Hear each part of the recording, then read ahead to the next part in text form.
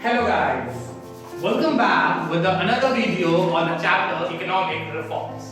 आज हम लोग बात करेंगे हमारे third element of new economic policy that is globalisation. Liberalisation हम लोग पढ़ चुके हैं, प्राइवेटाइजेशन पढ़ चुके हैं। आज हम लोग बात करेंगे हमारे ग्लोबलाइजेशन के ऊपर, जो कि हमारी न्यू इकोनॉमिक पॉलिसीज का थर्ड पॉइंट है या थर्ड एलिमेंट भी इसको हम कह सकते हैं। तो सबसे पहले यहां देख लेते हैं कि ग्लोबलाइजेशन होता क्या है, किसको कहते हैं ग्लोबलाइजेशन।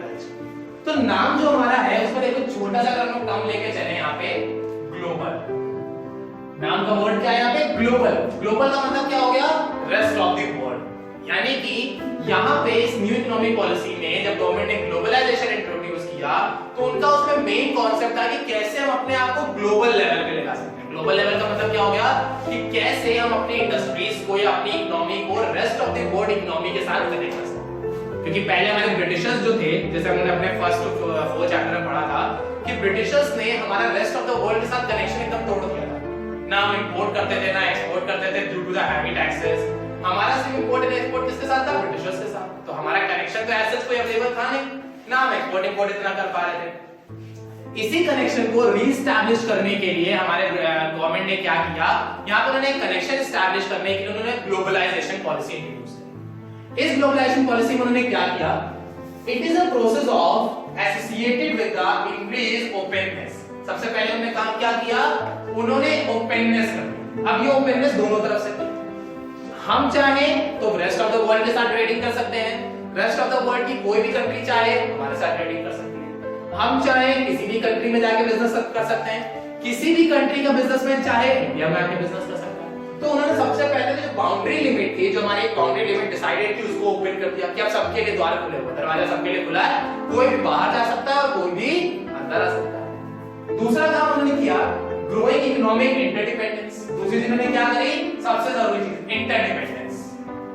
पहले के टाइम पे क्या होता था, लोग अपने आप में डिपेंडेंट, हम हैं तो है, नहीं है तो हम दूसरों से फर्क नहीं पड़ता, हमारा काम खुद से चलता है। जैसे फार्मर हो गया, फार्मर का सिंपल था, हमने खेती करेंगे तो काम होगा, खेती नहीं करेंगे तो काम नहीं होगा।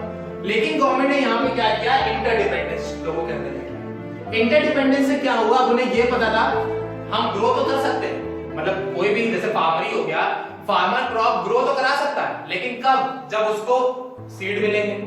वो उनको बेच तो सकता है, लेकिन कब, जब मार्केट वाला उनको खरीदने के लिए रेडी हो। यानी कि हमारा फार्मर है वो भी अब डिपेंड हो गया, वो ट्रांसपोर्टेशन वाले पे डिपेंड है कि कैसे सामान जाएगा, वो बैंक्स पे डिपेंड है कि पैसा कैसे आएगा, वो मार्केट पे डिपेंड है कि मार्केट कैसे मेरे गुड्स को ट्रीट करेगी, वो सीड्स वाले पे डिपेंड है कि हमें सीड कैसे मिलेंगे, इंडस्ट्री पे डिपेंड है कि हमें ट्रैक्टर, हार्वेस्टर, थ्रेशर कैसे मिलेंगे, केमिकल इंडस्ट्री पे डिपेंड है कि उसको फर्टिलाइजर, इंसेक्टिसाइड, पेस्टिसाइड ये सब कहां से मिलेंगे।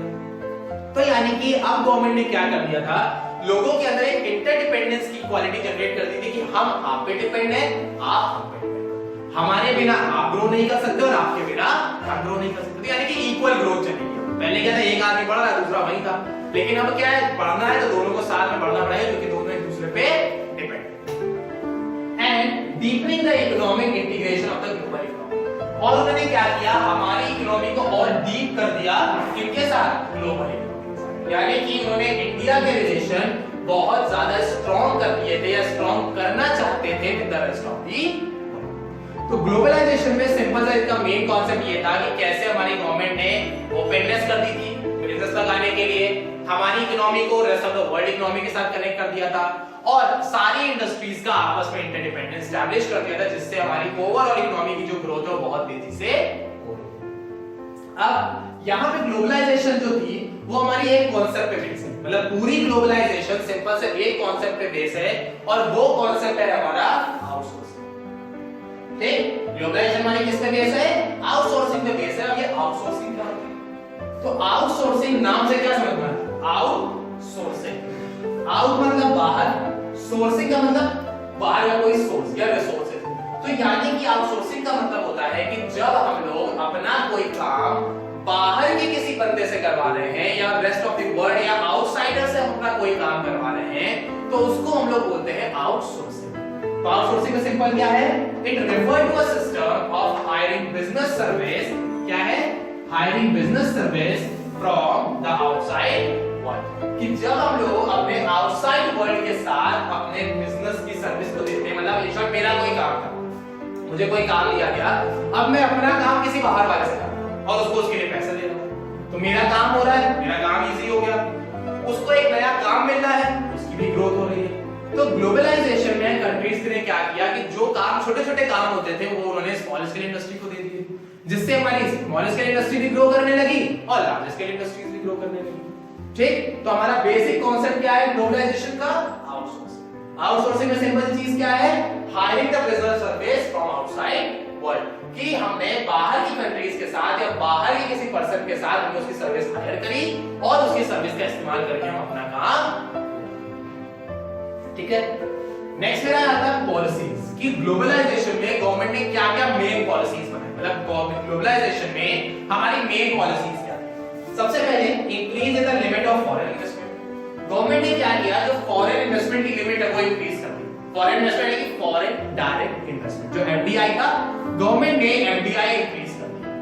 1991 से पहले हमारा जो एफडीआई था वो अप्रोक्सीमेटली मतलब कह सकते हो 20 to 30% था। मतलब अगर कोई बाहर की इंडस्ट्री यहाँ आके बिजनेस लगाती है तो उसको सिर्फ उसमें से 20% हिस्सा मिलेगा।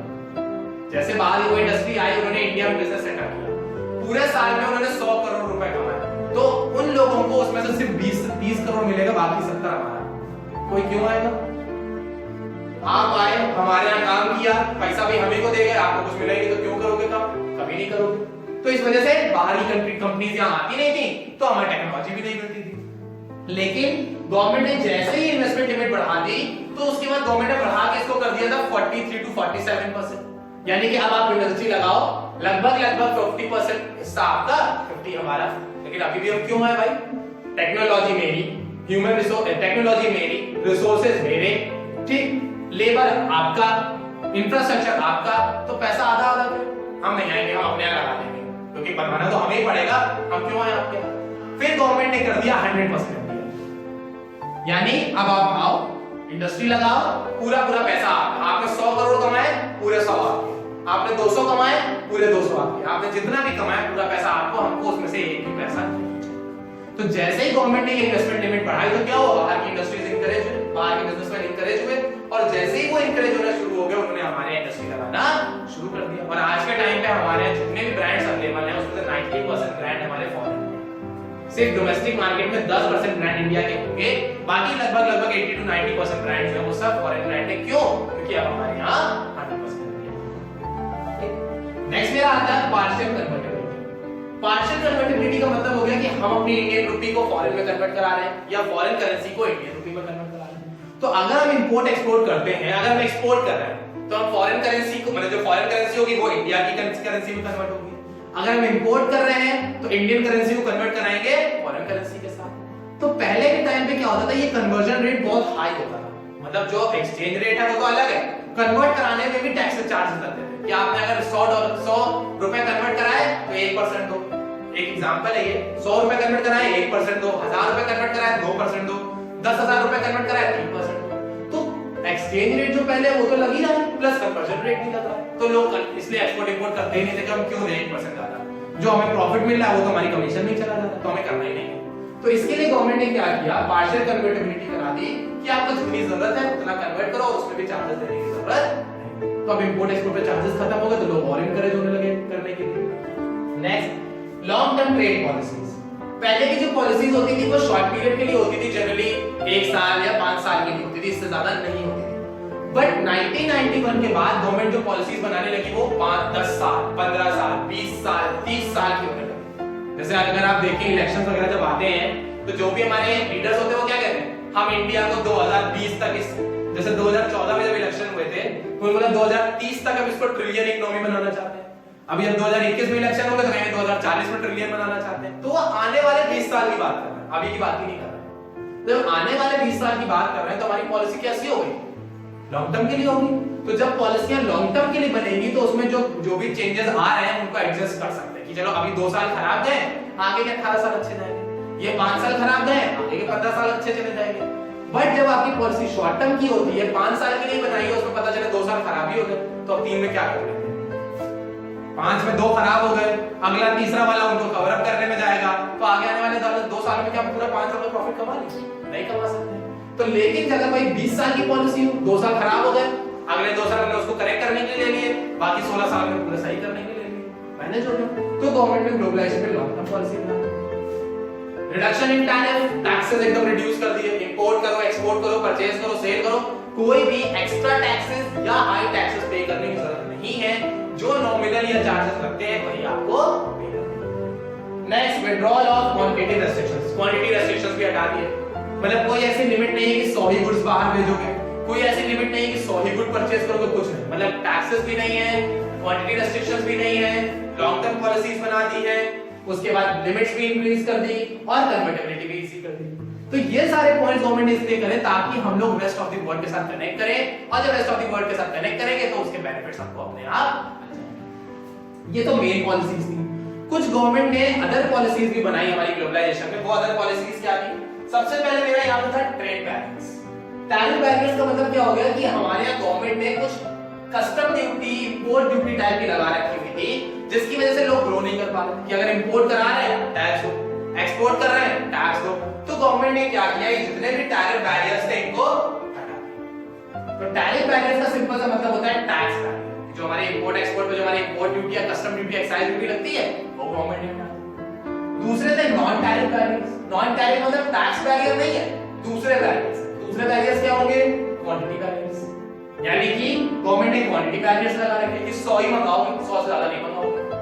तो 100 ही मंगाएंगे तो ग्रो कर नहीं सकते, तो गवर्नमेंट ने ये बैरियर भी खत्म कर दिया। तो गवर्नमेंट ने टैरिफ और नॉन टैरिफ बैरियर पूरी तरह से रिमूव कर दिए थे, और इस रिमूवल की वजह से ही हमारी इकोनॉमी जो थी वो रेस्ट ऑफ द वर्ल्ड के साथ।